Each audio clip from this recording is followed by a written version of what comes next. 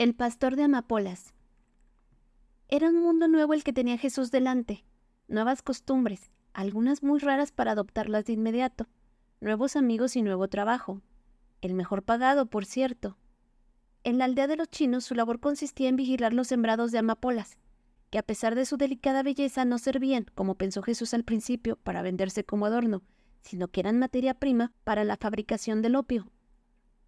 No sabía por qué era necesario cultivar la amapola en 8 parcelas, tan lejos de la villa y tan apartadas entre sí, que era necesario más de media jornada de marcha para ir de una a otra. Ignoraba también la razón de tanto secreto para la siembra, y la verdad no le importaba. Lo único cierto para él era que esa gente era distinta a toda la que había conocido antes, que eran buenas personas y que le pagarían luego de vender la cosecha 10 pesos de oro por cada mes de trabajo muy simple, cuando lo único que tuvo que ahuyentar fue a una piara de jabalíes que se acercaron a buscar alimento al sembrado. Bastó un tiro sin chiste, que además de poner en fuga a los cerdos, sirvió para cenar la carne preparada en una salsa agridulce que nunca había comido, pero que le encantó desde el primer bocado. Así pasó el verano, espantando cerdos, matando tuzas y tejones que podían dañar el plantío. Con el otoño llegó el tiempo de la cosecha, o algo equivalente, porque en realidad lo que hacían, cuando las flores se quedaban sin pétalos y dejaban al descubierto una vaina redonda como una pequeña granada, era rajar la fruta con una navaja e ir recolectando en unos platillos de porcelana la resina que iba escurriendo. Después la hervían hasta dejar una especie de goma que vertían en moldes rectangulares, y una vez fría, era almacenada en una choza dedicada a ello. Aunque no había flores que cuidar, los vigilantes seguían en sus puestos. La paga, por supuesto, seguía corriendo y se la pasaban hablando, estrechando lazos de amistad que con esa gente se forman muy despacio, solo a través de un trato largo y tranquilo. Pero el tiempo sobraba y Jesús se fue enterando de que todos eran inmigrantes de Shanghái, llegados a México para trabajar en las minas o en la construcción del tren. Algunos habían sido compañeros suyos años atrás. No obstante, el trabajo de la mina era muy duro, el salario ridículo y los castigos brutales y frecuentes. ¡Cállense! Si quieren luego vayan a conseguir los vivos y regresan a trabajar. Pues esto es patarrajada. Justo como en la hacienda de Cañedo, pensaba Jesús sintiéndose solidario con los mandarines. Al fin fugados de las cuadrillas y dispuestos a viajar sin un destino fijo, siguieron la costa hasta encontrar una tierra caliente donde las amapolas pudieran crecer sin complicaciones. Así los iba conociendo Jesús y dejando pasar los días. Sin embargo, esa sensación de dinero fácil desapareció la mañana en que un grupo de rurales pasaba casualmente cerca de las siembras, y uno de ellos reconoció a lo lejos las últimas flores de amapola. De inmediato giró una orden a la compañía. Serían unos 7 u 8 y todos enfilaron hacia los plantíos desenfundando las armas cortas. Fue Shin, el joven que había llevado a Jesús ante el patriarca meses atrás, quien dio la voz de alarma. Y casi al mismo tiempo jaló el doble gatillo de su escopeta. Ese día Jesús aprendió que un disparo de postas no sirve para nada a más de 200 metros y que los chinos son tan nerviosos que apenas divisaban la nube de polvo de los jinetes, quemaban sus cartuchos y se quedaban indefensos con la esperanza de que el enemigo se impresione y huya. Por supuesto que los rurales no se asustaron, ni abandonaron el ataque. En lugar de eso, igual de imprudentes que los chinos, pero con mayor capacidad de fuego, respondieron con los primeros tiros de sus reglamentarias.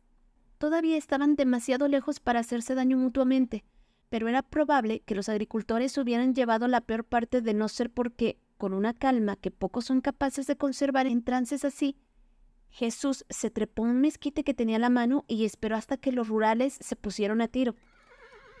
Eran blancos tan claros que, de haber querido, los hubieran matado a todos como se matan hormigas de un pisotón. Pero tenía la orden expresa del patriarca de no matar a nadie si no era absolutamente necesario. Esto fue por algún principio de su religión. De modo que apoyó la mejilla sobre la culata del Winchester, cerró el ojo izquierdo y contuvo el aliento. Luego, siempre apuntando a las piernas, hizo 5 disparos y solo falló uno.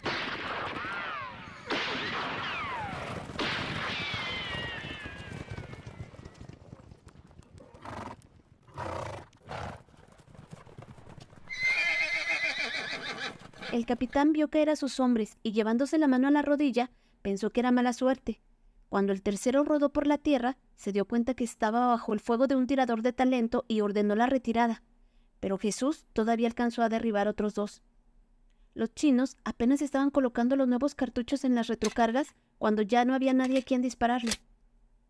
Muchos creen que no se debe dejar nunca un enemigo vivo y furioso a las espaldas, pero Jesús no había escuchado esa máxima y tampoco le hubiera hecho caso.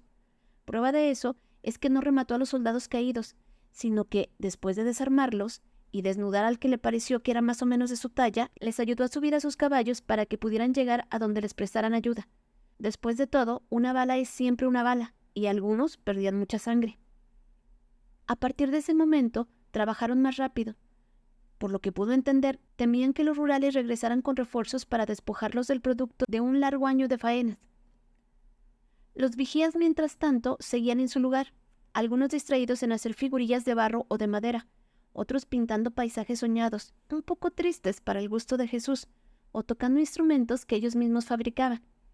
Un saltero con 3 cuerdas y unas flautas de carrizo que daban pocas notas y producían esas melodías suaves que le llenaban el corazón de una alegría tibia.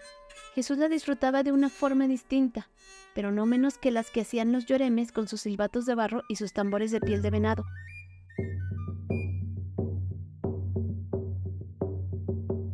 En general, toda la música le gustaba a Jesús.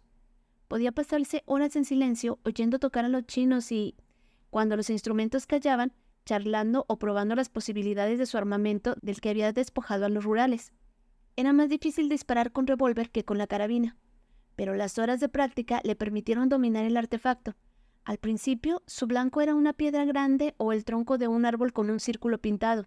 Luego fueron las plantas de grandes hojas, las ramitas de los árboles y, finalmente, blancos verdaderamente fantásticos, como una moneda que echaba al aire, con la misma mano que luego desenfundaba y hacía fuego, acertando 2 veces antes de que la moneda llegara al suelo.